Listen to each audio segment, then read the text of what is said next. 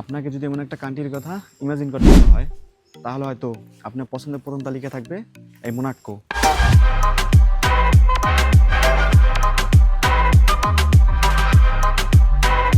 যেটা বিশ্বের সেকেন্ডতম small country, যা আপনার আমার সকলেরই পছন্দ, মোনাকো। ভেন্তুমিলা থেকে আজকে যাচ্ছি বিশ্বের সেকেন্ডতম স্মল কান্ট্রি মোনাকো। আমার সাথে আছে আমার দুই চাচাতো ভাই আশরাফুল এবং সঞ্জিত। তো চলেন ভেন্তুমিলা থেকেই যাত্রা শুরু করা যাক। আমরা এখন যাইতেছিল ভেন্তুমিলা থেকে মোনাকো। তো আমরা কম বেশি সকলে জানি যে মোনাকো অন্যতম একটা ধনী একটা রাষ্ট্র। তো ফ্রান্স এবং ইতালির মাঝখানে ছোট্ট একটা দ্বীপ বললেই পারি, দ্বীপ বললেই চলে। যে আমরা এখন যাইতেছি মোনাকো। তো আর একটা সমস্যা, দুই ছাত্রের কাছে পাসপোর্ট আছে, আমার কাছে পাসপোর্ট নাই। তো আমি অনেক ইসে আছি, ভয়ে আছি, কনফিউজে আছি যে ঢুকতে পারবো কিনা। তো যাই দেখি। তো আমি ভেন্তুমিলা আসছি হঠাৎ করে, তার জন্য পাসপোর্টটি আনা হয় নাই। তো এখন যাই দেখি, ওইখানে যদি চেক করে তাইলে হয়তো মনে হয় না যে ঢুকতে পারবো, যদি চেক না করে তাহলে ঢুকতে পারবো। তো এখানে গিয়েই দেখি যে ঢুকতে পারি কিনা। তো আমরা এখন ফ্রান্সের ভিতরে আছি।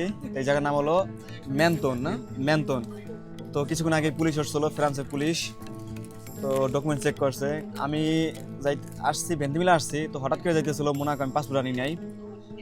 তো অনেকটা ভয় ছিলাম যে ঢুকতে যাইতে পারবো কিনা, যাইতে পারবো না। তো অবশেষে মুক্তি পেলাম, তারা অনুমতি দিয়েছে যাওয়ার জন্য। তো আমার সাথে দুইজন আছে, একজন স্বাস্থ্য ভাই। তো ওদের কাছে পাসপোর্ট আছে, আমার কাছে পাসপোর্ট নাই।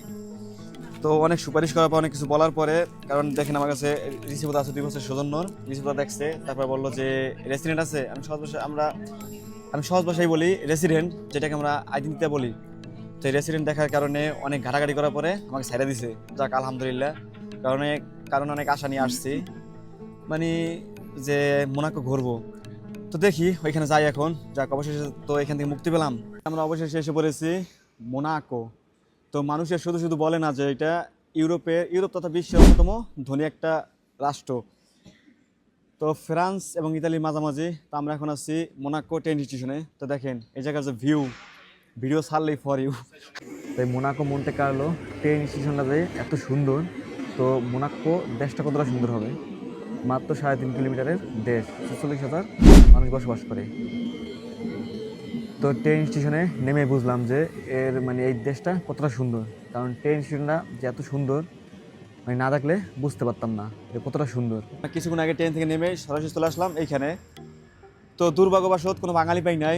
যদি কোনো বাংলাদেশি ভাই পাইতাম যারা এই শহরে থাকে, তাহলে হয়তো এই জায়গা সম্পর্কে ভালো করে বর্ণনা দিতে পারতাম। মাত্র 3.5 কিলোমিটারের ছোট্ট দেশ মোনাকো। তো এখানে অলমোস্ট 40 থেকে 44,000 মানুষ বসবাস করে। আর একটা বিষয় হলো, এখানকার 30% মানুষ মিলিনিয়ার। বিশ্বে যত বিলিনিয়ার আছে, তারা সবাই এই দেশে এসে বাসা কিনে তাদের টাকা সব করার জন্য। আমরা ক্যালেন্ডার পিছনে যে ভিউগুলো দেখতে পাই, তো দেখেন পুরো সেই রকম সিনারি। তো পিছনে বিল্ডিংগুলো দেখেন কত সুন্দর। তো মোনাকো আমরা সকলেই জানি, কম বেশি যারা ইউরোপ থাকি এবং বাংলাদেশে থাকি, আমরা সবাই জানি যে মোনাকো অত্যন্ত ধনী একটি দেশ। তো এটি হলো ইতালি এবং ফ্রান্সের মধ্যখানে মাঝে। তো কি বলবো এই জায়গার কথা, এই জায়গা না আসলে বুঝতাম না যে কতটা সুন্দর এই জায়গা। আগে পরে শুনে আসছি যে মোনাকো যে বিশ্বের অন্যতম ধনী একটা রাষ্ট্র। তো এইখানে জনসংখ্যা হলো 44,000, হয়তো 40 থেকে 44,000 বা আরও কম বেশি হতে পারে। অনেকটাই সুন্দর একটি জায়গা, ওর অনেক পরিপাটি। তো দেখেন আমার পিছনে আরও বিল্ডিং, যে ভিউ অনলাইনে ছাড়লেই ফর ইউ। তো আমার পিছনে দেখা যাচ্ছে একটা রেস্টুরেন্ট। তো আজকে সারাদিনই আসি এইখানে। তো এইখানে থাকবো, এখানে ঘুরবো এবং যতটুকু পারি দেখানোর চেষ্টা করব। কারণ রোজার মাস, ততটা ঘোরাফেরা করা যাবে না, স্থান হয়ে যাব। তো তারপর যতটুকু পারি আপনাদের দেখানোর চেষ্টা করব। তো আমরা এখান থেকে আরও সামনে যাব। তো সামনে গিয়ে দেখি যে সামনে কি অবস্থা।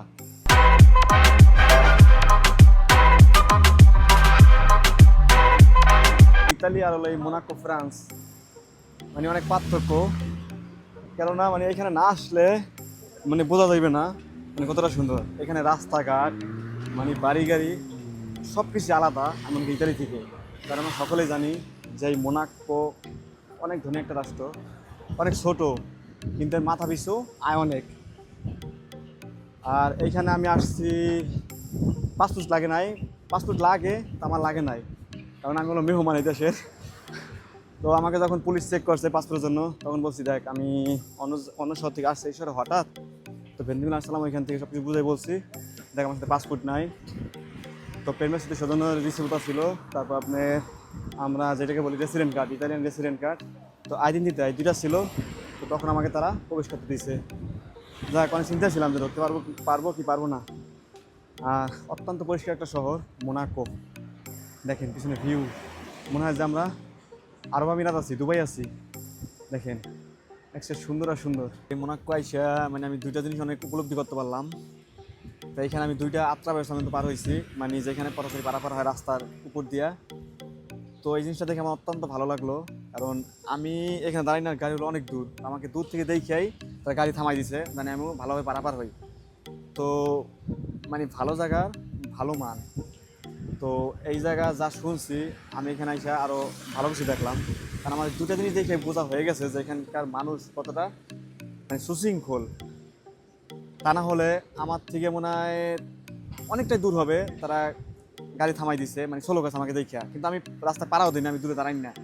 তারা বুঝতে পারছে যে আমি রাস্তা পারাপার হবো, তার জন্যই তারা ওইখান থেকে উপলব্ধ করে গাড়ি থামাই দিছে। তো দেখেন কত সুন্দর, কত সুন্দর এই দেশের নিয়ম। তো যে কোনো মানুষই এই শহরে আসলে মুগ্ধ হবেন এখানকার সৌন্দর্য দেখে, এখানকার মানে পরিবেশ, এখানকার মানে সুশৃঙ্খল সব কিছু দেখে অনেকটাই ভালো লাগবে।